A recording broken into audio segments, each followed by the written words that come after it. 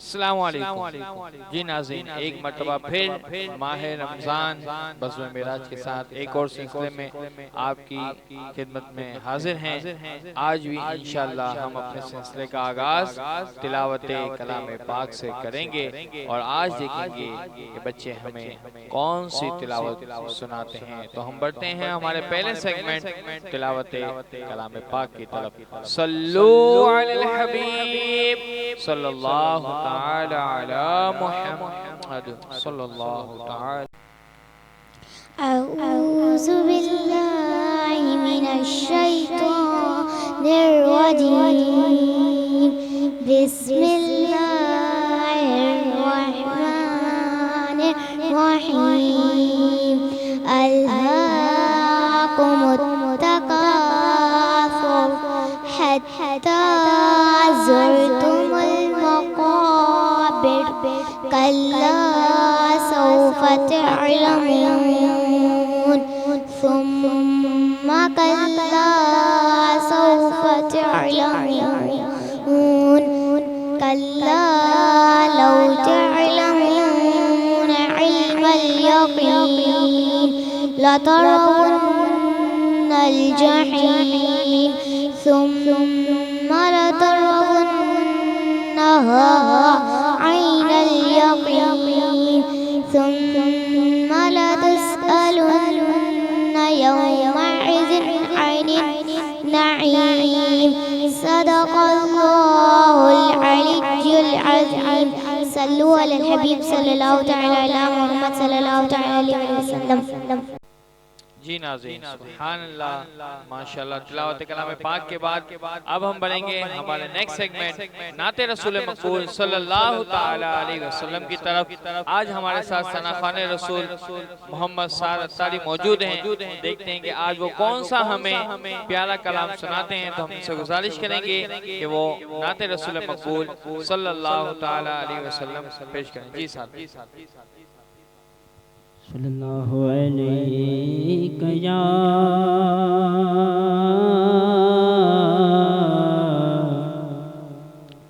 یا رسول اللہ،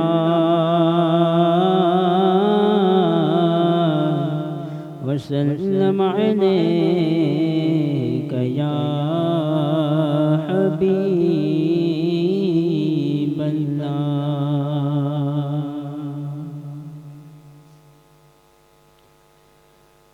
پل سے اتارو راہ گزر کو خبر نہ ہو، پل سے اتارو راہ گزر کو خبر نہ ہو، جبریل پر بچھائے تو پر کو خبر نہ ہو، جبریل پر بچھائے تو پر کو خبر نہ ہو، کانٹا میرے جگر سے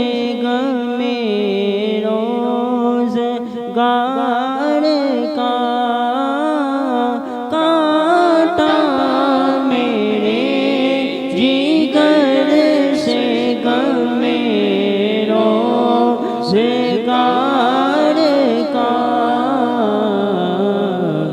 یوں کھینچ لیجیے کہ جگر کو خبر نہ ہو، یوں کھینچ لیجیے کہ جگر کو خبر نہ ہو، فریاد امتی جو کرے حال زار میں، فریاد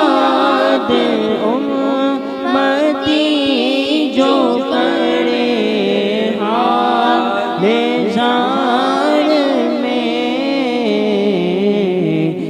ممکن نہیں کہ خیر بشر کو خبر نہ ہو، ممکن نہیں کہ خیر بشر کو خبر نہ ہو۔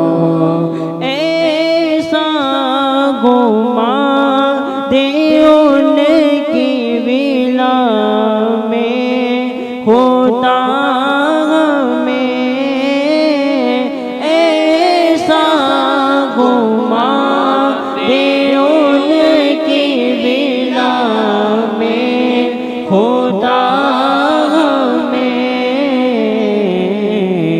ڈھونڈا کرے پر اپنی خبر کو خبر نہ ہو، ڈھونڈا کرے پر اپنی خبر کو خبر نہ ہو، ان کے سوا رضا کوئی حامی نہیں جہاں، ان کے سوا رضا کوئی حامی نہیں جہاں،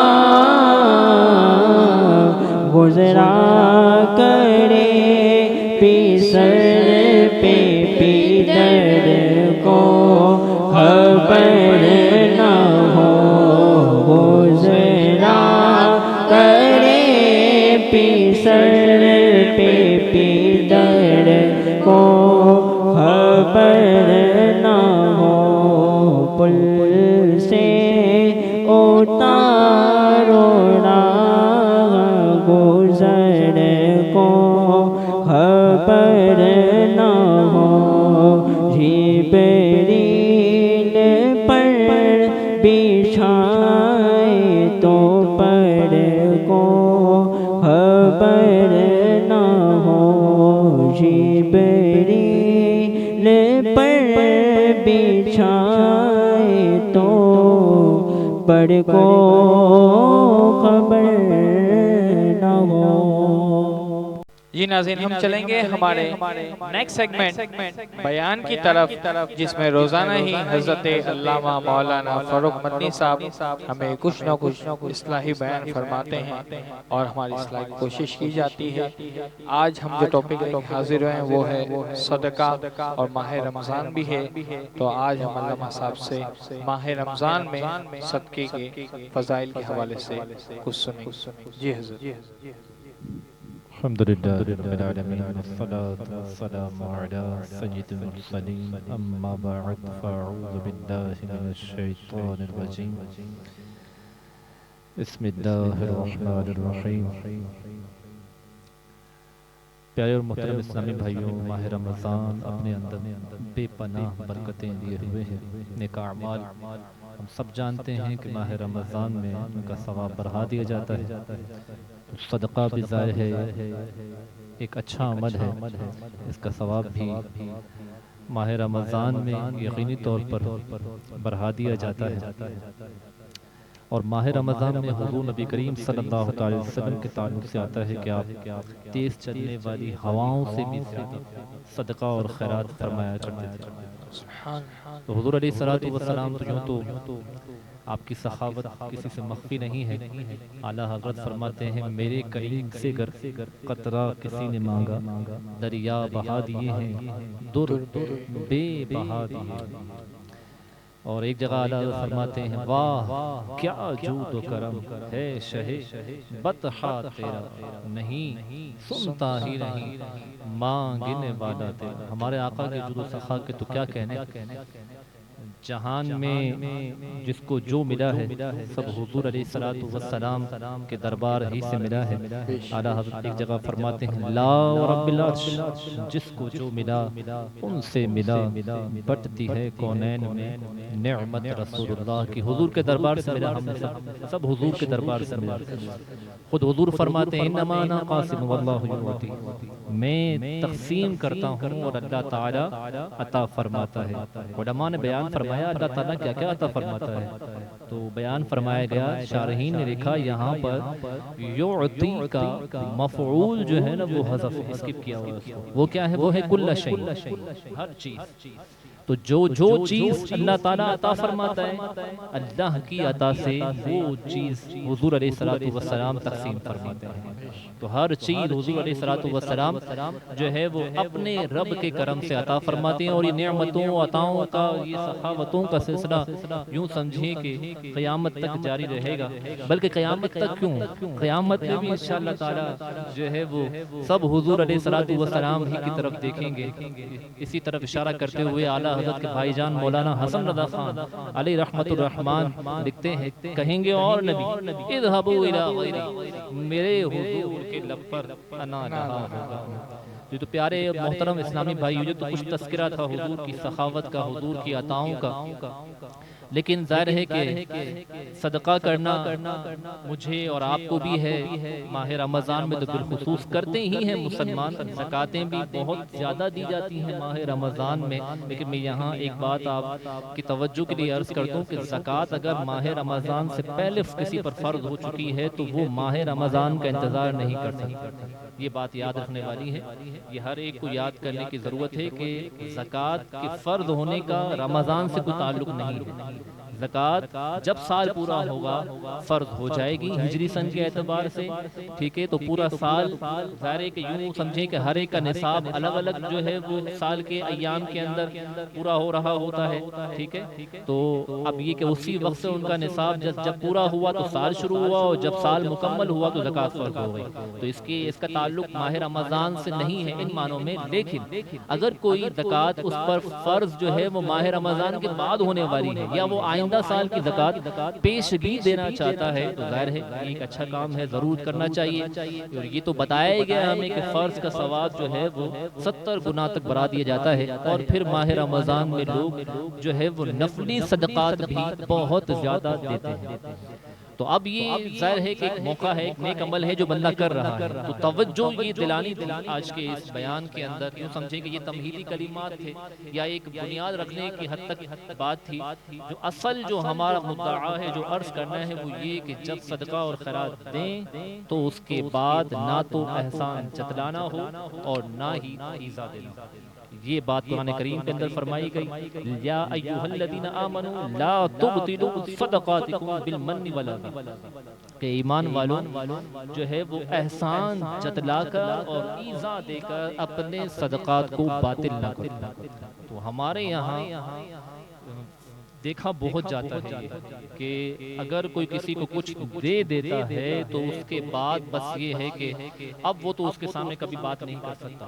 اگر وہ اسے کبھی کوئی اصلاح کی بات بتائے گا یا کوئی اور جو ہے وہ نیکی کی دعوت ہی بے شک وہ دے دے گا، یا کوئی اور بات جو اس سے اختلاف رکھنے والی ہوگی وہ کر لے، جس پر احسان کیا ہے حضرت والا نے، تو اب تو وہ کیا جو ہے وہ کریں گے، اب تو جو ہے وہ احسان جتلانے کا سلسلہ شروع ہوگا، اور جو ایذا دینے کا طریقہ کار اختیار کیا جائے گا، یہ اپنی جو ہے وہ عام بندہ ایک سمجھے کہ نیک مسلمان ایک خوف خدا رکھنے والا اس وقت اللہ تعالیٰ کی پناہ طلب کرے گا کہ یہ طریقہ کار تھا، یہ انداز تھا، ٹھیک ہے، صدقہ آپ نے اس لیے دیا تھا کہ آپ مسلمان کو جو ہے وہ 4 لوگوں کے سامنے ذلیل کر دیں کہ تیرے میرے پر جو میں نے تیرے پہ اتنے احسان کیے، تم میرے سامنے کس طرح سے بات کرتا ہے۔ اور پھر میں آپ کو عرض کروں، بعض اوقات ایسا ہوتا ہے، بلکہ رمضان میں ایسا بہت زیادہ دیکھا جاتا ہے کہ مساجد کے اندر افطاری ظاہر ہے کہ یہ نہ تو انتظامیہ اپنی طرف سے اپنی جیب سے کر رہی ہوتی ہے، ٹھیک ہے، نہ کوئی جو بانٹنے والے لوگ ہیں، ٹھیک ہے، وہ اپنی جو ہے وہ جیب سے کر رہے ہوتے ہیں، لیکن ان کی شیخیاں ناراض نہ ہوں میرے سے، اگر جو ہے وہ کوئی سن رہا ہے کہ وہ مسجد کی انتظامیہ میں ہے یا وہ کوئی جو ہے وہ ایسے کام کر رہا ہے، بہت اچھے کام ہیں آپ کر رہے ہیں، بہت اچھے کام ٹھیک ہے، لیکن آپ اس کے طریقہ کار بھی سیکھیے. آپ کو کوئی یہ حق نہیں ہے کہ آپ کسی جو ہے وہ افطار کے لیے آنے والے مسلمان کے ساتھ بدسلوکی کریں. آپ جو ہے وہ مال جو ہے وہ ایک طرف کر کے آپ اس کو بولیں کہ ختم ہو گیا ہے, یا وہ کوئی چیز لینے کے لیے آ رہا ہے تو اس کو جو ہے وہ کسی طریقے سے جو ہے وہ گھورنے والے انداز سے دیکھا جائے.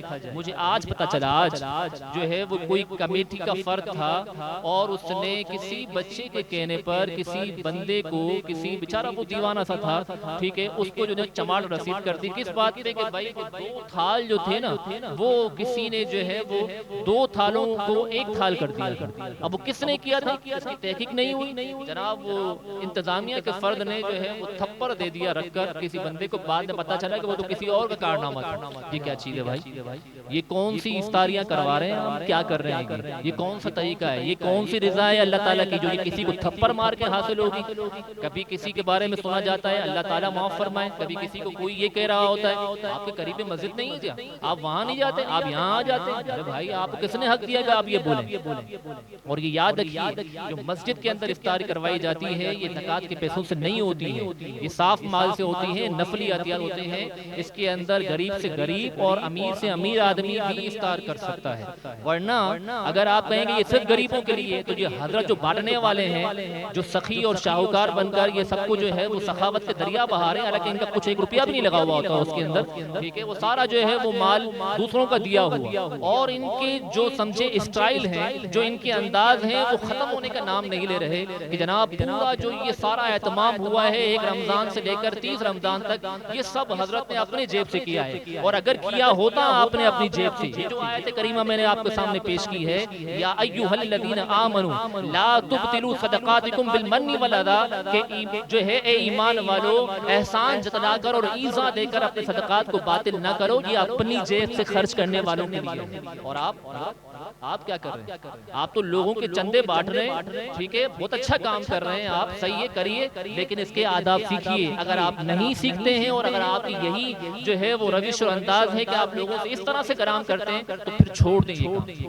پھر یہ چھوڑ دیں, یہ آپ پھر نہ کریں, ورنہ آپ کی آخرت تباہ و برباد ہو جائے گی. ایذا دینے کے تعلق سے میں آخری بات بتا دوں کہ حضور علیہ الصلوۃ والسلام فرماتے ہیں جس نے کسی مسلمان کو ایذا دی, دل کے کانوں سے سنیے اس بات کو, من عادى مسلمن, حضور یہ فرما رہے ہیں, یہ جو افطاریاں بانٹ رہے ہیں, روڈوں پر بانٹ رہے ہیں, مسلمانوں کی دل آزاریاں کر رہے ہیں, اگر افطاریاں بانٹتے ہوئے کوئی اگر ایسا ہے یہاں پر یہ سن رہا ہے تو وہ دل کے کانوں سے سنے کہ حضور یہ کیا فرما رہے ہیں, ٹھیک ہے. حضور فرما رہے ہیں من عادى مسلمن فقد عادانی, جس نے کسی مسلمان کو ایذا دی اس نے مجھے ایذا دی, اس نے مجھے ایذا دی. آپ کون سی افطاری بانٹ رہے ہیں کہ حضور کو ایذا دے رہے ہیں, مسلمان کو ایذا دینے کے ذریعے سے.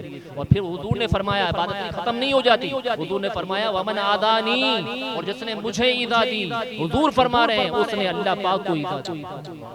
تو یہ مطلب اس طریقے سے رضا ملے گی کہ اسلاف کا, ہمارے صحابہ کا صدقہ و خیرات کرنے کا یہی طریقہ کار رہا کہ اس طرح سے مسلمانوں کو جو ہے وہ ذلیل و رسوا کیا جائے, کبھی جو ہے وہ آٹے کی بوری دے کر, کبھی جو ہے وہ افطار کروا کر, کبھی دیگر صدقات کے ذریعے مسلمانوں کو ذلیل کریں. یہ بالکل بھی اجازت نہیں ہے. اگر کیا ہے کسی نے, اگر کیا ہے تو توبہ کرنے کے ساتھ ساتھ اس مسلمان سے معافی مانگنی پڑے گی, ٹھیک ہے. یہ یاد رکھیے, آپ بھلے کتنے ہی بڑے چودھری صاحب ہیں, ٹھیک ہے, آپ کی بڑے آپ کی صدارت کے اندر کتنی ہی مسجدیں چلتی ہوں, آپ بڑے ہی بہت بڑا آپ کا جو ہے وہ اسٹیٹس ہو, آپ کو بھلے وہ کتنا ہی چھوٹا اسٹیٹس اور درجہ دنیاوی اعتبار سے رکھنے والا مسلمان ہے, آپ نے کی ہے ایک مرتبہ بھی دل آزاری, معافی مانگنی پڑے گی. اگر چاہتے ہیں سرخروئی, اگر چاہتے ہیں کامیابی, اگر چاہتے ہیں کہ اللہ تعالیٰ کی رضا ملے, تو آپ کو اس سے معافی مانگنی پڑے گی, ورنہ آخرت کا معاملہ بہت سخت ہونے والا ہے.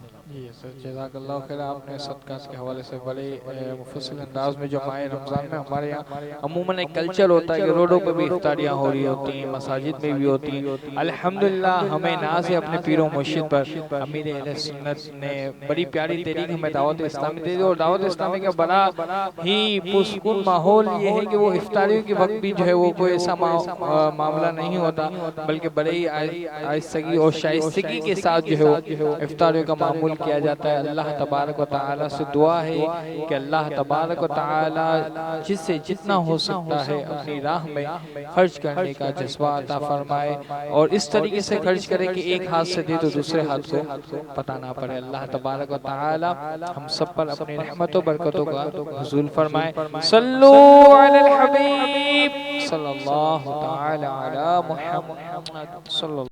اللہ عز و جل کی نظر رحمت نبی رحمت شفیع امت صلی اللہ تعالیٰ علیہ وآلہ وسلم کا فرمان پاک میں ہے، بے شک جو مجھ پر درود پاک پڑے گا اللہ عز و جل اس کی طرف نظر رحمت فرمائے گا، اور اللہ عز و جل جس کی طرف نظر رحمت سے دیکھے گا اسے کبھی عذاب میں مبتلا نہیں فرمائے گا۔ پیارے بچوں، دیکھا آپ نے جو شخص نبی کریم صلی اللہ تعالیٰ علیہ وآلہ وسلم پر درود پاک پڑھتا ہے اللہ عز و جل اس خوش نصیب پر کثرت نظر فرماتا ہے اور اسے عذاب سے محفوظ رکھتا ہے۔ لہٰذا ہمیں بھی حضور صلی اللہ علیہ وسلم پر کثرت سے ورنہ کم از کم 13 مرتبہ تو لازمی درود و سلام پڑھتے رہنا چاہیے کہ اس کی برکت سے ہمیں بے شمار فائدے حاصل ہوں گے۔ پیارے بچوں، آئے ہم بھی اللہ پاک کی خصوصی رحمتوں کے قدردان بننے کے لیے پیارے آقا صلی اللہ علیہ وسلم پر مل کر درود پاک پڑھیں۔ صلو علی الحبیب صلی اللہ تعالی علی محمد۔ اعوذ باللہ من الشیطان الرجیم، بسم اللہ الرحمن الرحیم۔ فرمان مصطفیٰ صلی اللہ علیہ وسلم ہے، لَتَشْتُونَ شِرًا، ترجمہ تم لوگوں سے کسی چیز کا سوال مت کرو۔ صلو علی النبی صلی اللہ تعالی علی محمد صلی اللہ تعالی علیہ وسلم۔ جی ناظرین، ہم بڑھتے ہیں ہمارے نیکسٹ سیگمنٹ منقبت غوث پاک رضی اللہ تعالیٰ عنہ کی جانب، اور دیکھتے ہیں کہ آج ہمارے ثنا خواہ ہمیں کون سی حضور غوث پاک رضی اللہ تعالیٰ عنہ کی منقبت سناتے ہیں۔ جی فرقان پہ کون سے منقبت آج آپ سنائیں گے؟ صلو علی الحبیب صلی اللہ تعالی علی محمد صلی اللہ تعالی علیہ وسلم۔ بندہ قادر کا بھی قادر بھی ہے عبد القادر، سر باطن بھی ہے ظاہر بھی ہے عبد القادر، عبد القادر جیلانی، عبد القادر جیلانی، عبد القادر جیلانی، عبد القادر۔ مفتی ہے شرع بھی ہے، قاضی ہے ملت بھی ہے، مفتی ہے شرع بھی ہے، قاضی ہے ملت بھی ہے، علم اسرار سے ماہر بھی ہے عبد القادر جیلانی، عبد القادر جیلانی، عبد القادر جیلانی، عبد القادر۔ رش کے بلبل ہے رضا، لالا ستار بھی ہے، رش کے بلبل ہے رضا، لالا ستار بھی ہے، آپ کا واصف و ذاکر بھی ہے عبد القادر جیلانی، عبد القادر جیلانی، عبد القادر جیلانی، عبد القادر۔ بندہ قادر کا بھی قادر بھی ہے عبد القادر، سر باطن بھی ہے ظاہر بھی ہے عبد القادر، عبد القادر جیلانی، عبد القادر جیلانی، عبد القادر جیلانی۔ جی ناظرین، اب ہم بڑھیں گے ہمارے نیکسٹ سیگمنٹ دعا کی طرف، اور آج ہمارے ثنا خوان رسول محمد سعد اتاری دعا فرمائیں۔ جی ساتھ الصلاة والسلام على سيد الأنبياء والمرسلين، جزا الله عنا سيدنا ومولانا محمد صلى الله عليه وسلم ما هو أهله۔ اللهم ربنا آتنا في الدنيا حسنة وفي الآخرة حسنة وقنا عذاب النار۔ یا رب العالمین، اس کی جو بھی یہاں پر اللہ اہتمام کیا گیا، تلاوت قرآن مجید کی گئی، نعت مقبول رسول صلی اللہ تعالیٰ علیہ وسلم پڑھی گئی اے اللہ منقبت پڑھی گئی اللہ تمام کو اپنی بارگاہ میں قبول و منظور فرما رب العالمین پڑھنے میں جو غلطی کوتاہی ہو گئی اور اپنے پیارے حبیب کریم صلی اللہ تعالیٰ علیہ وآلہ وسلم کے صدقے معاف فرما اے اللہ تمام کوششوں کو کرنا مولا اپنی بارگاہ میں قبول و منظور فرما رب العالمین ماہ رمضان کے تمام رحمتوں اور برکتوں سے سب کو مالا مال فرما ان اللہ و ملائکتہ یصلون علی النبی یا ایہا الذین آمنوا صلوا علیہ وسلموا تسلیما صلی اللہ علی النبی الامہ وآلہ صلی اللہ علیہ وسلم صلاۃ والسلام علیک یا رسول اللہ سبحان ربک رب العزت عما یصفون وسلام علی المرسلین والحمد للہ رب العالمین لا الہ الا اللہ محمد رسول اللہ صلو